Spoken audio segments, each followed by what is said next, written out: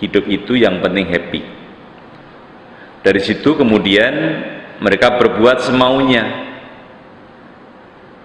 Mereka tidak peduli dengan segala macam aturan, yang penting happy. Saya happy, Anda happy, yang lainnya happy, tapi happy dengan aturan masing-masing. Mereka ini hidup bahagia, tapi melakukan perbuatan maksiat yang membahayakan dirinya sendiri untuk akhirat nanti.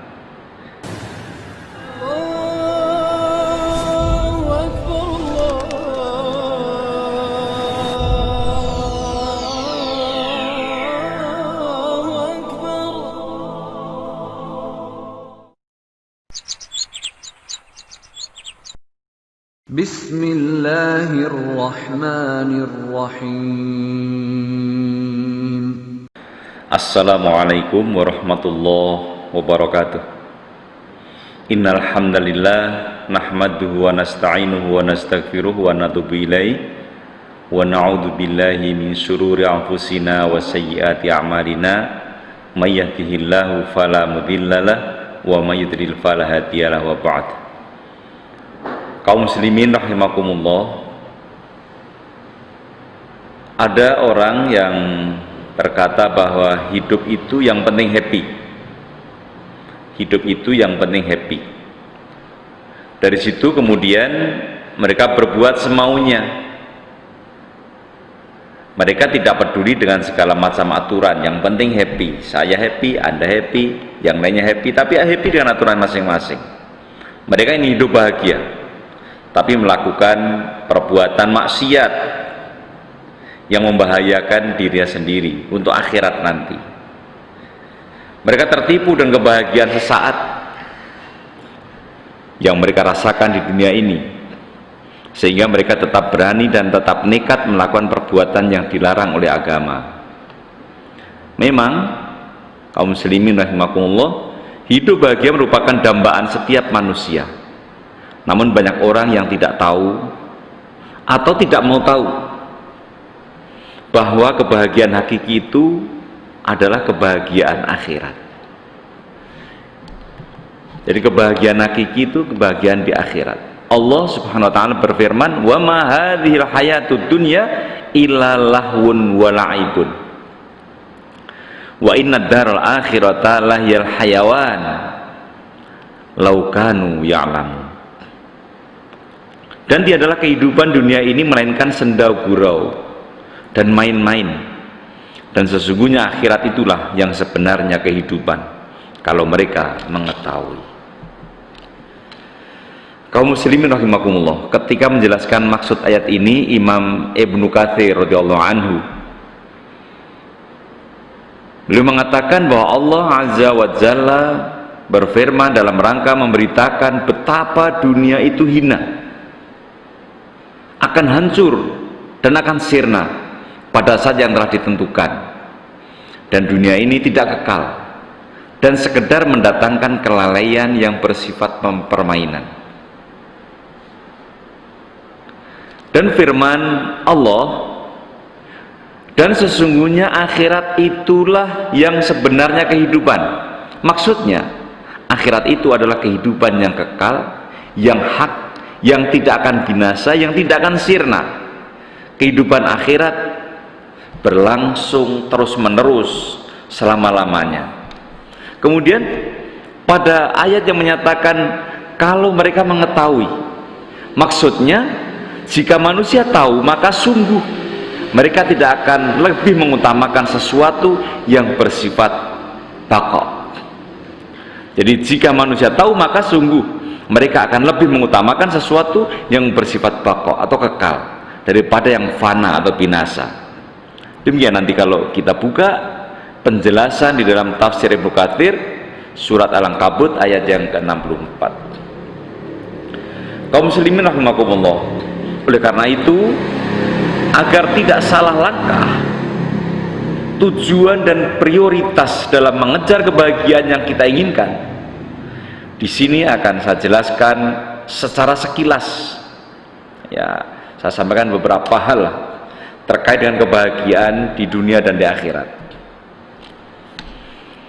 Ada orang yang berdoa kepada Allah ingin bahagia dunia dan akhirat. Yang diminta kebahagiaan dunia juga kebahagiaan akhirat, dan itu yang tepat. Jadi memohonnya kepada Allah, mohon kepada Allah itu dunia bahagia, akhirat bahagia. Cuma tidak sekedar memohon, sudah barang tentu mengikuti aturan-aturan Allah.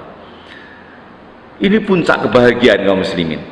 Surah Al-Baqarah, Allah berfirman, wa minhum may yaqulu rabbana atina fid dunya hasanah wa fil akhirati hasanah wa qina adzabannar ulaika lahum nasibum mimma kasabu wallahu sari'ul hisab.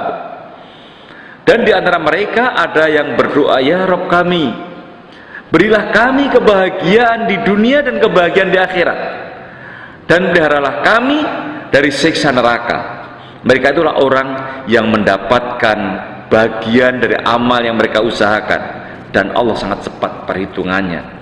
Surat Al-Baqarah ayat 201, 202. Kaum muslimin rahimakumullah, ini juga merupakan doa dan permohonan Nabi Musa alaihissalam dan kaumnya yang soleh, sudah barang tentu, sebagaimana yang Allah Azza wa Jalla beritakan di dalam surah Al-A'raf. Nanti kita bisa buka surat Al-A'raf ayat 156. Allah berfirman, waktub lana fi hadhihi dunya hasanah wa fil akhirati inna hudna ilaika. Mereka juga berdoa, dan tetapkanlah untuk kami kebajikan di dunia ini dan di akhirat, sesungguhnya kami kembali bertaubat kepadamu. Kaum muslimin rahimakumullah, derajat tertinggi ini akan diraih oleh orang-orang yang bertakwa. Jadi bahagia dunia, bahagia akhirat itu akan diraih oleh orang-orang yang bertakwa dan berbuat ihsan. Bertakwa dan berbuat ihsan. Sebagaimana kita ketahui bahwa ihsan adalah derajat agama yang tertinggi. Tanda petik. Ini berdasarkan kandungan hadis Jibril alaihi salam ketika berdialog dengan Nabi sallallahu alaihi wasallam tentang iman, Islam, ihsan. Allah Azza wa Jalla juga berfirman, kaum muslimin, wa qila lil ladzina taqaw madza anzala rabbukum qalu khaira lil ladzina ahsanu fi hadhihi dunya hasanah wa la darul akhirati khair wa la ni'ma darul muttaqin. Dan dikatakan kepada orang-orang yang bertakwa, apakah yang telah diturunkan oleh Rabbmu? Mereka menjawab, Allah telah menurunkan kebaikan. Orang-orang yang berbuat ihsan, sebaik-baiknya di dunia ini mendapat pembalasan yang baik, dan sesungguhnya kampung akhirat adalah lebih baik, dan inilah sebaik-baik tempat bagi orang-orang yang bertakwa. Nanti bisa dilihat di dalam surah An-Nahl. Surah An-Nahl itu surah ke-16, ayatnya ayat yang ke-30. 1. Bahagia dunia, bahagia akhirat. Sudah pada tentu kita ingin itu, kaum muslimin. Ya. Nah, yang kedua, sengsara di dunia, bahagia di akhirat. Sengsara di dunia, bahagia di akhirat. Ada lagi ini, ya. Jadi yang kedua ini, orang yang meraih kebahagiaan di akhirat, walaupun di dunia mendapatkan bermacam musibah dan ujian, bahkan kesusahan dan kecelakaan. Jenis manusia ini diberitakan oleh Nabi Sallallahu Alaihi Wasallam dalam hadisnya yang cukup panjang dari Anas bin Malik radhiyallahu anhu. Dia berkata, Rasulullah Sallallahu Alaihi Wasallam bersabda, pada hari kiamat nanti akan didatangkan seorang penduduk dunia yang paling banyak mendapatkan kenikmatan. Di dunia mendapatkan paling banyak kenikmatan, namun dia termasuk penduduk neraka. Lalu dia dimasukkan sebentar ke dalam api neraka. Kemudian dia ditanya, wahai anak Adam, pernahkah engkau melihat kebaikan, merasakan kebahagiaan? Pernahkah engkau mendapatkan kenikmatan? Mereka menjawab, tidak demi Allah, wahai Rabbku, tidak pernah. Padahal ini di dunia mendapatkan bermacam-macam kenikmatan. Nah, selanjutnya akan didatangkan seorang yang paling sengsara di dunia, namun dia termasuk penduduk surga. Lalu dia masukkan sebentar ke dalam surga, kemudian dia ditanya, wahai anak Adam, pernahkah engkau melihat kesengsaraan? Pernahkah engkau menderita kesusahan? Maka dia menjawab, tidak, demi Allah wahai Rabbku, aku tidak pernah mendapatkan kesengsaraan sama sekali, dan aku tidak pernah melihat kesusahan sama sekali. Lupa di dunia umurnya berapa tahun, sebenarnya sengsara terus, tapi dia karena mendapatkan kebahagiaan akhirat tadi, lupa bahwa kesengsaraan yang pernah dialami hilang sirna. Berbalik dengan pertama tadi, yang pertama di dunia mendapatkan kebahagiaan, macam-macam kebutuhan terpenuhi, tapi penduduk surga begitu masuk neraka, begitu masuk neraka, sebentar kemudian ditanya, dia merasakan seakan tidak pernah mendapatkan kebahagiaan. Demikian hadis Muslim. Kaum muslimin, sekarang yang ketiga, bahagia dunia, celaka di akhirat. Kalau tadi rugi donya rada di ngopo gitu, dulu saya pernah diberi nyanyian itu, rugi donya rada di ngopo, rugi akhirat bakal ciloko, la ilaha illallah Muhammadur Rasulullah. Itu gada putra diulang ngaji, besok yang gede supaya ngerti, seterusnya gitu. Jadi memberikan nasihat, sudahlah, kejar kamu akhirat kalau kau tidak mendapatkan dunia yang seperti yang pertama, yang kedua kamu akhirat. Tapi kalau yang ini, ya, bahagia di dunia, celaka di akhirat. Nah, di dalam hadis tadi dari Anas bin Malik tadi juga menjelaskan adanya jenis manusia yang berbahagia secara lahiriah di dunia, namun di akhirat akan mengalami kesengsaraan yang sangat berat. Kita lihat bahwa kebanyakan tokoh-tokoh ya yang berharta dan berpangkat adalah penentang dakwah para rasul. Tanda petik ini, maaf ya, tidak semua loh ya. Jadi ada seperti itu. Di dunia bahagia, tapi di akhirat celaka. Karena apa? Menentang agama, karena bangga dengan hartanya. Allah Subhanahu wa ta'ala berfirman, wa ma arsalna fi qaryatin min nadhirin illa qala mutrafuha inna bima ursiltum bi kafirun wa qalu nahnu aktsaru amwalan wa auladan wa ma nahnu bimu'adzabin qul inna rabbi yabsutu rizqa liman yasha wa yaqdir walakinna aktsaran nas la ya'lamun. Allah Subhanahu wa ta'ala telah mengingatkan kepada kita, dan kami tidak mengutus kepada suatu negeri seorang pemberi peringatan pun, melainkan orang-orang yang hidup mewah di negeri itu berkata, sesungguhnya kami mengingkari apa yang kamu diutus untuk menyampaikannya. Dan mereka berkata, harta dan anak-anak kami banyak, lebih banyak daripada kau, dan kami sekali-kali tidak akan diazab. Katakanlah, sesungguhnya Rabbku melapangkan rizki bagi siapa yang dikehendaki dan menyempitkan bagi siapa yang dikehendakinya. Akan tetapi kebanyakan manusia memang tidak mengetahui. Kaum muslimin, cobalah perhatikan orang kafir di bawah ini dalam ayat ini nanti ya, bagaimana dia bergembira dan berbahagia di dunia, namun di akhirat dia mendapatkan penderitaan yang tidak tertahankan.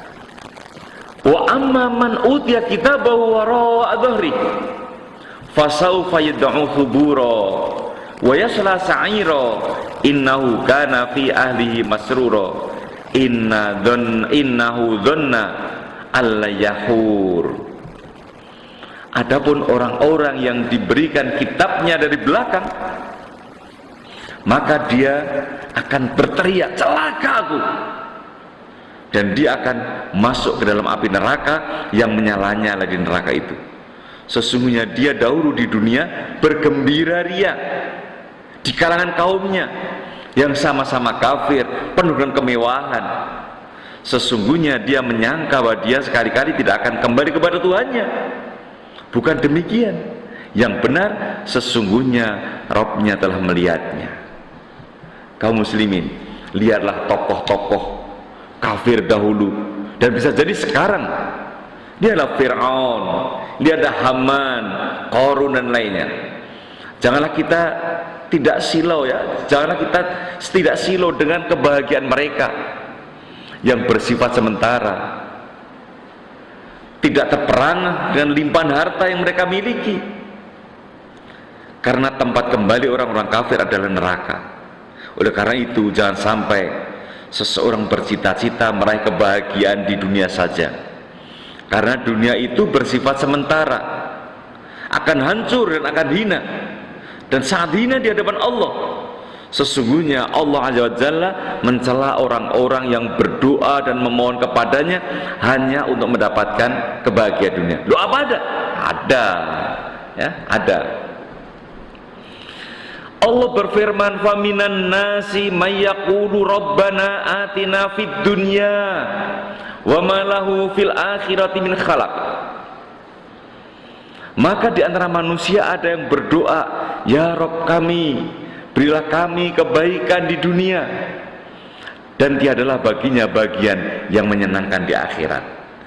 Doa, ya Allah berilah aku kekayaan yang berlimpah, ya Allah berilah aku anak yang banyak, ya Allah berikan aku kedudukan, ya Allah berikanlah aku, ya di dunia ini tidak pernah meminta, ya Allah berilah aku harta yang banyak yang bisa menjadi sarana untuk menggapai kebahagiaan akhiratku, ya Allah berikan aku jabatan yang tepat sehingga aku bisa menjadi seorang pemimpin yang baik yang nanti bisa aku petik di akhirat, ya Allah berilah. Jadi tidak pernah, ya Allah berilah aku anak yang soleh yang akan kami ambil atau kami unduh nanti di akhirat. Enggak, ingin bondone akeh, punya jabatan, anaknya banyak, harta berlimpah, tapi tidak pernah untuk orientasi akhirat.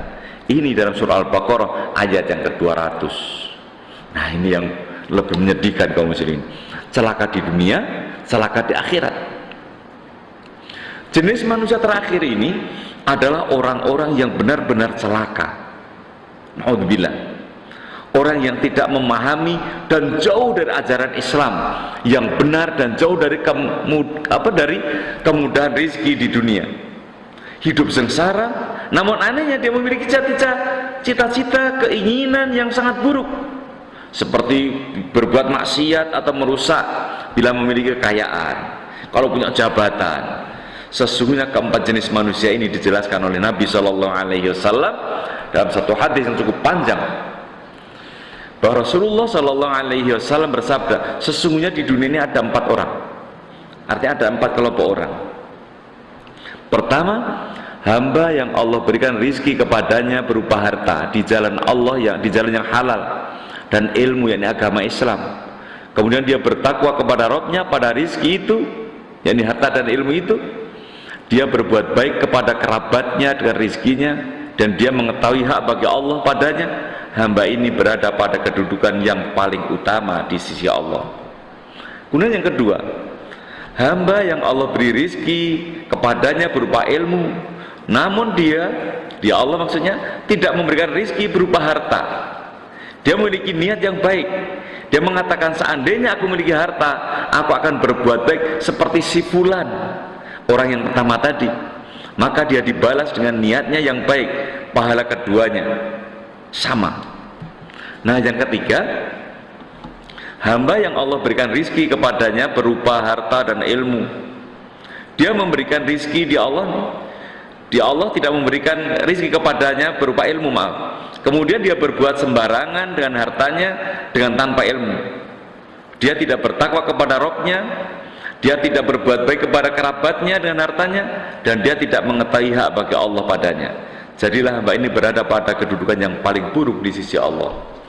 Dan yang terakhir, hamba yang Allah tidak berikan rizki kepadanya berupa harta, ilmu, kemudian dia mengatakan, seandainya memiliki harta aku akan berbuat seperti si fulan dan orang ketiga tadi, ya, maka dia dibalas dengan niat dan dosanya kedua-duanya sama. Sudah nggak punya harta, nggak punya ilmu. Kalau dia punya harta akan seperti orang ketiga tadi. Kalau punya ilmu akan berbuat seperti yang ketiga tadi. Masya Allah, na'udzubillah min dzalik. Kaum muslimin rahimakumullah, inilah berbagai jenis kebahagiaan yang ada. Jangan sampai kita salah langkah dalam memilih dan menggapai hakikat kebahagiaan. Karena sesungguhnya orang yang berakal akan lebih mengutamakan akhirat yang kekal abadi ketimbang kenikmatan dunia yang fana. Wallahu alam. Cuma memang tidak mudah untuk mendapatkan yang pertama tadi. Yang kedua lumayan. Ya, yang kedua lumayan. Yang ketiga ini untuk dunia ini akhirat belajar sudah sedih lagi itu. Nah, apalagi dunia rain untuk akhirat rain untuk. Insya Allah kita tidak masuk dalam kelompok 3 dan 4. Mudah-mudahan yang pertama tadi. Demikian, mudah-mudahan ada hikmahnya. Sekarang Quran وَإِذَا قُرِئَ الْقُرْآنُ فَاسْتَمِعُوا لَهُ وَأَنصِتُوا لَعَلَّكُمْ تُرْحَمُونَ واذكر ربك في نفسك تضرعا وخيفة ودون الجهر من القول بالغدو والآصال ولا تكن من الغافلين